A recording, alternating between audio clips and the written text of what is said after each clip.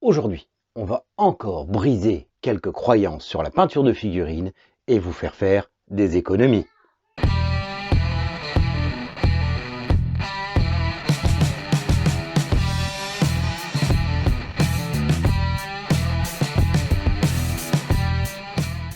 Bonjour à tous et bienvenue chez CRL Painters. Et oui, aujourd'hui, on va parler un petit peu de matériel. J'ai eu beaucoup de demandes sur le sujet, savoir ce qu'on utilisait comme matériel, qu'est-ce qu'il fallait comme matériel pour débuter, qu'est-ce qu'il fallait comme matériel pour aller plus loin, est-ce que ça ou ça c'était important. Et j'ai vu pas mal de réponses de commentaires qui des fois dénotent des croyances assez importantes, il faut telle chose pour peindre bien, alors que c'est pas vrai. En fait, oui, la peinture de figurines, c'est pas un hobby qui est donné forcément, mais il y a moyen de faire de très très belles économies. Alors rentrons tout de suite dans le vif du sujet. Qu'est-ce qu'il vous faut pour peindre des figurines? Eh bien au final, pas grand-chose. Il y a un minimum de choses que vous ne pourrez pas remplacer et des choses que vous allez pouvoir remplacer et qui vous coûteront rien du tout. Alors on va commencer par le début, qui commence par le modélisme. Qu'est-ce qu'il vous faut? Il vous faut déjà une pince à dégrapper. Alors pour autant, c'est pas quelque chose de franchement cher. Vous en trouvez un peu partout à des tarifs de rien du tout. Et même souvent, il y a des sets de peinture où il y a la pince à dégrapper avec. Comme on peut le voir, souvent c'est fourni avec. Donc ça va rien vous coûter. Et vous en trouvez des fois à quelques euros simplement. Vous pouvez même en trouver dans les magasins de bricolage, qui ne sont pas toujours les plus pratiques, mais qui vous coûteront vraiment pas grand-chose. Ça, c'est quelque chose dont vous allez avoir besoin absolument, parce que sinon, pour détacher les figurines, vous allez risquer de faire des trous dans le plastique, de les abîmer, et sincèrement, c'est pas une bonne idée. Les ciseaux, par exemple, ça marche pas tellement. Vous pouvez prendre à la rigueur si vous avez une pince à ongles, c'est pas mal, mais franchement, ça remplacera pas une petite pince. Il vous faut aussi absolument un couteau de modélisme. Alors pareil, inutile d'acheter les modèles haut de gamme, ultra chers et tout. Mais il vous faut un couteau de modélisme où on peut changer les lames facilement. Alors on en trouve des vraiment pas chers, on peut même en trouver encore là dans les magasins de bricolage, mais ça va vous servir aussi bien à gratter les lignes de bavure, à gratter les petites malformations ou autres, ça va vous servir tout le temps. Et contrairement à un cutter, la lame est beaucoup plus dure, vous arriverez bien mieux à aller dans les coins. Le cutter, c'est vraiment pas adapté. Donc ça, il faut vraiment penser à investir dedans.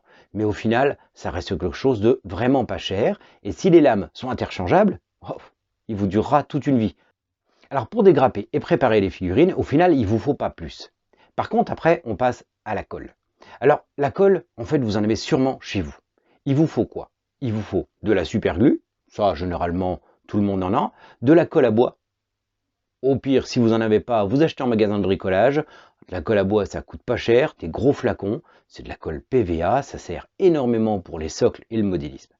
Là où il va falloir sûrement acheter, c'est la colle plastique. Et alors là, la colle plastique, ça sert énormément. Surtout chez les figurines de Game Workshop, où vous allez voir que ça colle bien mieux que la superglue et ça donne de bien meilleurs résultats. Et là encore, souvent, vous avez des sets de peinture avec de la colle plastique dedans. Et sincèrement, avec un flacon de colle plastique, on colle quand même pas mal de figurines. Ensuite, quelque chose que je vous recommande, qu'il vous faut, à mon sens, absolument, c'est de la sous-couche. Et oui, la sous-couche. Si vous peignez les figurines directement sur le plastique, vous exposez quand même à pas mal de problèmes derrière. Ça va pas donner de bons résultats, ça va pas bien tenir. Sincèrement, les figurines, il faut les sous-coucher. Alors la sous-couche, c'est quelque chose qui n'est pas forcément donné. Il y a certaines marques plus chères que d'autres. On peut aussi remplacer des fois par des sous-couches du commerce. Alors il y en a beaucoup qui ont testé, il y en a des plus ou moins bonnes. Il faut quelque chose d'assez fin, c'est pas toujours facile à trouver. Vous pouvez aussi trouver de la sous-couche à l'aéro. Si vous avez un aéro, c'est pratique. Ça a sa limite si vous avez beaucoup de figurines à sous-coucher. Quand vous avez une armée à sous-coucher, à l'aéro, c'est très très long. Il vaut mieux le faire à la bombe. Mais c'est un poste que vous n'allez pas pouvoir éviter. Sinon, vous n'allez pas avoir de bons résultats. Ensuite, on en vient à la peinture proprement dite. Et là, sincèrement, il y a de quoi faire d'énormes économies. Déjà, un truc tout simple, un pot à eau. Un pot à eau, c'est pas obligatoire. Vous prenez un vieux mug, comme celui-ci, qui traîne, hein, le mug bien lourd, bien basique, qui tient bien, qu'on renverse pas trop facilement, mais ça sert de pot à eau, c'est très bien. La palette humide aussi. La palette humide, c'est quelque chose qui est extrêmement utile. Alors oui, une palette humide achetée, ça a du confort. C'est beaucoup plus pratique, c'est mieux. Mais si vous voulez pas dépenser trop et que vous voulez économiser, je vous rappelle qu'on a fait une vidéo que je vous mets en lien ici sur comment la faire soi-même pour 0 €. Hein, il vous faut une vieille boîte, du sopalin, vous allez vous débrouiller sans problème avec ça.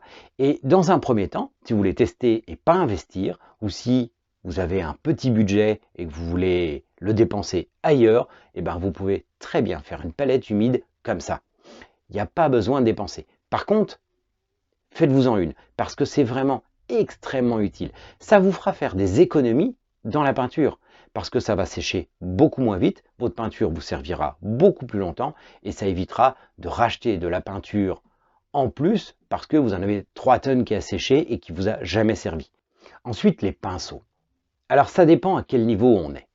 Si on débute, sincèrement, allez pas investir dans des pinceaux qui valent des milliers et des cents. Bien sûr, il y a des pinceaux très haut de gamme qui sont de très bonne qualité. On a testé les Artis Opus il n'y a pas longtemps. Excellent, mais il faut avoir déjà pratiqué un peu. Et puis de toute façon, ça ne vous servira pas pour tout. C'est des pinceaux qui ne vont pas vous servir pour badigeonner de la couche de base. Vous allez les flinguer pour rien, c'est dommage. C'est vraiment gaspiller son budget. On a fait une vidéo sur des pinceaux de chez AliExpress. Des pinceaux de 2 types, en synthétique et en martre, qu'on payait en moyenne 50 centimes le pinceau. Pour débuter, ils sont très très bien. En plus, dans le temps, ils nous durent très bien. C'est des pinceaux qu'on arrive à garder plus d'1 an. Donc, faut pas demander si c'est quand même pas de la mauvaise qualité. Donc, il y a moyen d'avoir des pinceaux pour pas cher. En plus, les pinceaux, je vois souvent les recommandations en détail. Les gens disent il faut ça, ça, ça. Allez écouter, vous avez besoin de 50 pinceaux. C'est totalement faux. Vous avez besoin d'un triple ou double 0, un 0, un 1 et une brosse. Avec ces 4 pinceaux-là, vous pouvez faire 99% de ce que nous on fait. Donc, allez pas investir dans des tonnes de pinceaux. Vous voyez, si vous achetez seulement ces 4 pinceaux-là et que vous les prenez sur un site vraiment pas cher, vous aurez des pinceaux qui au final sont pas si mauvais que ça et vous aurez un budget de 2 € pour vos pinceaux. Pour débuter, c'est très très très bien. À propos de pinceaux, prévoyez par contre, si vous voulez pas gréver votre budget, un savon pour les nettoyer. Alors, il y a du savon d'artiste pour les pinceaux, mais ça peut être remplacé par tout simplement un savon de Marseille. Un bête savon de Marseille, ménager, que vous achetez au rayon lessive. Vous allez le payer même pas 1 € le savon. Et ça va vous servir tous les jours pour pouvoir nettoyer vos pinceaux. Ça va prolonger énormément la durée de vie de vos pinceaux. Et du coup, ça évitera de gréver votre budget. Surtout si vous commencez à avoir des pinceaux d'un peu meilleure qualité, qui commencent à être un peu plus chers, ça serait dommage de les flinguer en 3 semaines et de redépenser encore et encore et encore. Et pour finir votre peinture, qu'est-ce qu'il va vous falloir? De la peinture. Alors, c'est pareil. Là, on trouve de tout. Il y a énormément de marques, à des prix différents. J'entends beaucoup de gens dire « Ouais, la peinture, c'est cher et tout ». Oui et non. Oui, la fiole de peinture n'est pas donnée. Mais avec une fiole de peinture, vous en peignez quand même beaucoup. Parce que sur les figurines, il faut au final vraiment pas grand chose. Surtout avec une palette humide. Vous allez garder votre peinture plus longtemps, l'utiliser vraiment, éviter que ça sèche sur une palette sèche, et du coup, vous allez vraiment en profiter. Donc, vous allez en peindre. Surtout que la peinture, ça se dilue. Ça s'utilise rarement comme ça, par certaines. Mais du coup, vous allez quand même pouvoir peindre beaucoup de figurines. Alors oui, c'est un investissement, mais si on rebouche bien ses pots, qu'on fait attention, que ça ne sèche pas dedans, vous allez avoir un investissement qui va durer longtemps. Moi, j'ai des peintures, celles dont je me sers le moins, des fois j'en ai certaines, ça fait 15-20 ans que je les ai. Donc, vous inquiétez pas, c'est pas une grosse dépense. En plus, vous n'êtes pas obligé d'acheter toutes les couleurs non plus. Pour débuter, il y a pas mal de sets de peinture. Je vous en parlais tout à l'heure. Il y a des sets de peinture, essentiellement, il faut être honnête, chez Citadel, où dedans il y a la pince et la colle. Ce qui est pratique, ça vous évite de racheter une pince et une colle. Donc vous avez déjà 2 éléments essentiels. Et dedans, souvent, vous avez pas mal de sets entre 8 et 16 couleurs. C'est pas mal. C'est pas mal. Ce qu'il vous faut surtout, c'est bien sûr du blanc, du noir, du jaune, du rouge, du bleu. Avec ça, vous pouvez faire pas mal de dégradés. L'idéal, ça serait d'avoir aussi au moins un shade qui donne dans le marron. Un peu à Grax, c'est un shade passe-partout qui sert à peu près à toutes les couleurs, qui est vraiment le plus utile. Et un peu de métallique. Si possible, un argenté surtout, et un doré.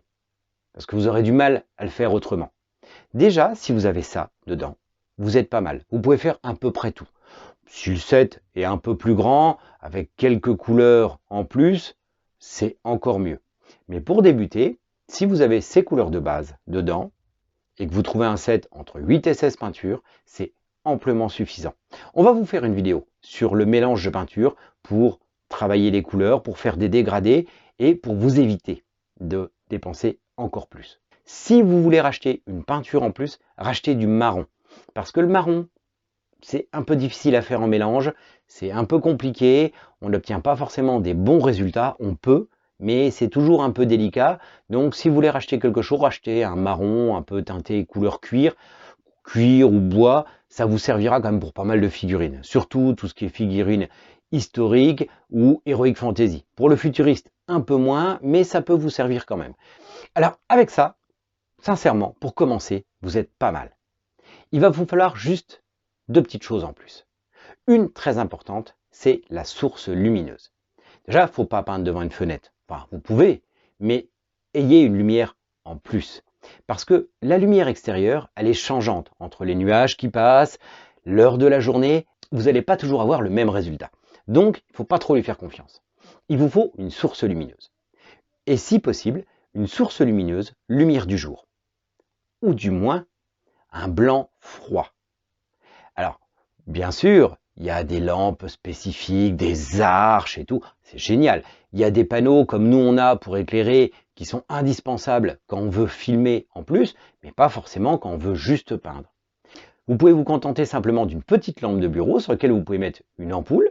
Vous trouvez des ampoules dans le commerce, des ampoules LED pas chères, qui sont soit lumière du jour, soit pas loin.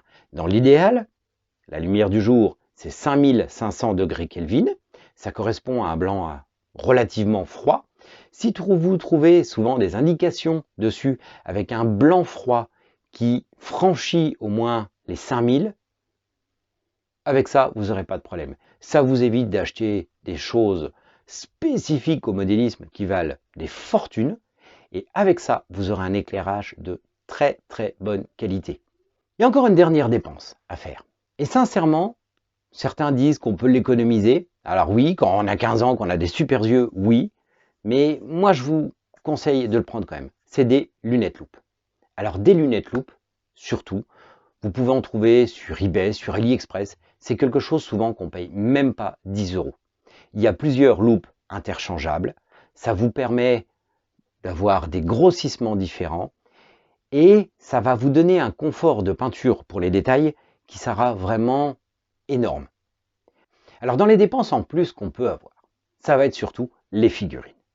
Alors les figurines, là c'est un poste qui est vraiment pas donné. Souvent c'est très cher. Mais il y a des moyens de s'en sortir un peu moins cher. Si vous n'avez pas forcément un gros budget, allez chercher un peu à droite à gauche, sur eBay par exemple. Sur eBay c'est un poste où on trouve beaucoup de figurines Citadel d'occasion. Alors oui, il faut les décaper. On vous a fait une vidéo sur ça. C'est pas dur. À l'alcool à brûler, ça va tout seul. Mais vous trouvez pas mal de figurines, des lots de figurines, souvent pas trop chers. Ça vous permet d'avoir soit de la figurine martyr, soit de la figurine qui vous plairait, et pour moins cher. Et enfin, pour économiser sur les figurines, il y a un petit poste qu'il ne faut pas négliger. C'est pas obligatoire, mais sur le long terme, ça vous fait faire de grosses économies. C'est l'imprimante 3D. Alors, tout dépend de ce que vous voulez faire, ça dépend du style de figurine. Mais entre figurines gratuites ou abonnement, on trouve à peu près tout ce qu'on veut. On trouve des proxys pour Warhammer, Franchement, il y a de quoi trouver son bonheur. Alors vous allez me dire, l'imprimante 3D, c'est cher. Oui et non. Alors forcément, il y a des modèles d'imprimantes 3D résine qui sont très très chers, mais les premiers prix ne sont pas trop chers, surtout si on compare par rapport aux figurines. Souvent, les premiers modèles de chez Lego ou d'Anycubic, vous les trouvez au prix d'un Knight ou d'une grosse figurine de Warhammer. Donc, ouais, c'est cher, mais après vous pouvez imprimer. Après, vous allez imprimer des plateaux où ça va vous revenir à 1 euro la figurine. 1 euro la figurine. Et pas des petites figurines piétons, toutes basiques, toutes moches, hein, des très très belles figurines. Donc sincèrement, sur le long terme, c'est très vite rentabilisé. Vous allez pouvoir faire beaucoup de figurines pour pas cher. Si vous aimez peindre, c'est un poste qu'il va falloir envisager. Il va falloir y réfléchir. Parce que, sincèrement, ça va vous faire de très belles économies. Même si vous jouez à Warhammer, vous pouvez faire des proxys. Quand vous jouez entre vous, vous n'êtes pas tenu d'utiliser les figurines de chez Citadel. Par exemple, chez Heroes Infinite, ils ont énormément de figurines qui vont très bien pour faire des proxys Warhammer. Franchement, il y en a pas mal qui s'y prêtent très bien. Donc pourquoi s'en priver? En plus, je vous rappelle qu'on a un petit partenariat avec Heroes Infinite qui nous a fourni un code pour les abonnés. Et l'abonnement mensuel, vous avez une réduction dessus. Alors, je vous affiche le code ici. Ça vous permet de vous abonner moins cher. Donc, n'hésitez pas. Alors, en conclusion, si on additionne un peu toutes les dépenses, comme on peut voir ici, vous n'avez pas pour si cher que ça pour peindre de la figurine.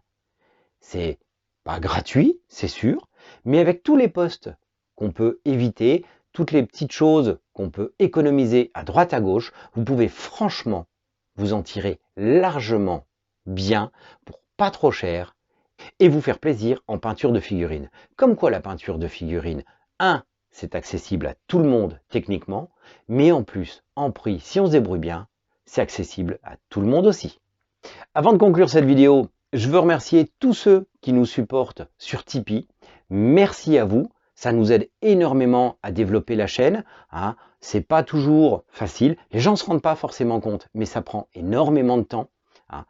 Pas seulement en peinture, mais aussi en tournage, en montage, en idées aussi. Simplement trouver des idées.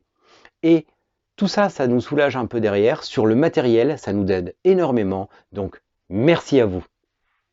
Bon voilà, j'espère que ça va vous faire de grosses économies, que vous ne dépenserez pas votre budget pour rien, comme ça au moins ce que vous n'aurez pas investi dans des choses qui seront pas forcément utiles, vous allez pouvoir l'investir dans des figurines qui vous plaisent, ça va vous faire de belles économies et vous allez pouvoir vous faire plaisir. En attendant, moi je vous dis à la semaine prochaine.